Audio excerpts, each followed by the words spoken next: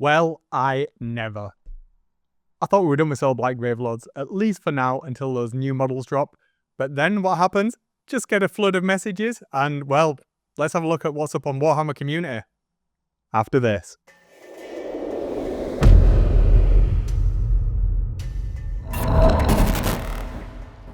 Hey everybody, welcome back. I'm Wayne, and I'm way too excited right now. This is not the video I was going to do. I was going to talk about what I've been doing hobby-wise, which is reading a lot of battle tomes at the moment. And I've just finished the 3rd edition battle tome for Soulblight Gravelords, and got a wodge of messages on my phone saying, have you checked out what's up on Warhammer Community? I was like, no. Headed over straight to Warhammer Community, and what did I see? Yeah, that's it. Blades of the Hallow King. Now, if you don't know what the Hallow King is, or who, more importantly, the Hallow King is, it's this guy, Cade Ezechiar. Now, I've literally just finished the second one of these books myself, Dead Kingdom, like last week, and I've absolutely loved it. The first one, Hallow King, was great, introduced me to the character. As I say, I've just finished the second one, and I've started the Neferata novels. Wow, was not expecting these models to drop. We've already got a Cade model, and I've just finished painting him as well. So check out my my previous videos on my Soulblight Gravelord playlist up there. I think it's up on that side. But this sculpt is so much better. I was not expecting these. I know we're getting the new Death Rattle skeletons, the new Vampire Lord on Steed, Nightmare Steed, but yes. So Cade Ezechiar, absolutely my favorite character in all of Age of Sigmar. Dude rocks around with his rings that he has spirits in that he gets counsel from. Some of them are a bit some of them are a bit bad. Sisandra is one of his blood children. Yep, he turned her into a vampire. And this guy over here, who at first glance I was like, is that Secure? No, it's not. It's Aurelius, and this is his familiar, minion, whatever you want to call it, Kenestrix, two-headed snake. This guy is a little bit out there, not liking this guy quite as much as these two, but this Cade sculpt with, I forget her name now because I'm so excited. This is basically one of the spirits that hangs out with him on his rings that he's constantly talking to. But I am loving this. I had no idea this was coming. I'm so excited. Solia, that's this spirit's name. I genuinely cannot wait to get my hands on these models. I haven't even read the full article, I've just skimmed over it. But look at this, guys. How good is this? They're really putting some effort into these Soulblight sculpts, and it's kind of making me just want to paint more and more and more and more of them, because wow, I'm so excited, not only for the new stuff that's coming, but now this, even more so. Having two different Cados in the army is going to be really great.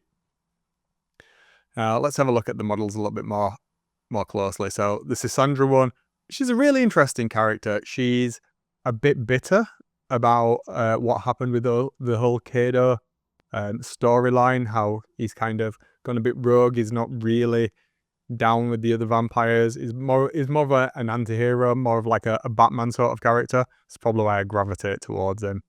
But she's still very loyal to him, and I have to admit this isn't how I personally envisioned her, but I'm loving the sculpt. It's just so dynamic. Both of these are so dynamic. And then onto Aurelius. I genuinely did think that, I mean, this is just taking me back to the Secure model. Secure? Is that how you pronounce her name? Yeah. She's got the snake wrapped around her. Very similar to this. Very similar weapon. But I mean, this looks cool. And as it came from nowhere, yep, these are the two novels. As it came from nowhere, I'm not going to grumble at this. I mean, this is, for me, definitely the weakest of the three. But let's jump back and have a look at Sisandra. What can we say? I mean, I don't like how she's been painted. Not down with that. But this is just special. This could be one of my favorite AOS minis. This has got everything in it that I want out of this character. I was a little bit disappointed with the current sculpt. Now, if you've watched if you keep an eye on Golden Demon, sorry, for the past, I think it was last year, somebody entered an amazing Cade diorama, and it was glorious, but it didn't really fit the figure for me. It didn't really fit the character after now reading the books. This, however, 100% fits it for me. This is exactly the Cade that I wanted, and I'm super hyped to have this guy added to my army.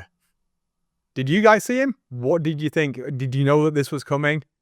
I would absolutely love to know your opinions on this. As I say, this wasn't the video that I was going to put out today. I really was going to talk about other bits of hobby that I'd been doing, reading some of the battle tomes, finishing the 3rd edition lore all about the Soulblight, because I really didn't know too much about them. And then this just appearing out of the blue has got me even more hyped for the next set of releases that we're going to get for Soulblight. And I'll be certainly jumping back off the Slaves to Darkness project to finish these up and get them done and on the tabletop sooner rather than later.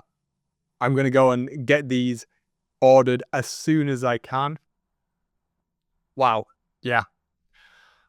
So just to let you know what else is happening, I've not forgot about the Slaves to Darkness project. That is coming. I've been making some progress on it. Today was going to be the day that I got some of the editing done for that project, so that will be coming probably in the next video, the first part of it. Everything's all sorted now. Everything's locked in, so we can start working on that in anger and hopefully get those up on the tabletop as soon as possible. As I say, I'm going to be mixing the style of content up, so it's not going to be all tutorials. I'm not going to be doing all talking head reaction videos like this, but this is all about my hobby, and this is part of it. This is great. I mean, as much as I've loved reading this, and especially I don't know how anybody else feels about the Stormcast Balton, but some of the supplementary information in this is, I'm just blown away. This is the production value of that is great. I don't know how much of it follows through from the previous edition. I don't know how much of that will be true of the Soulblight when I get the new battle tome either. It'll be interesting to do a video on that actually and find out.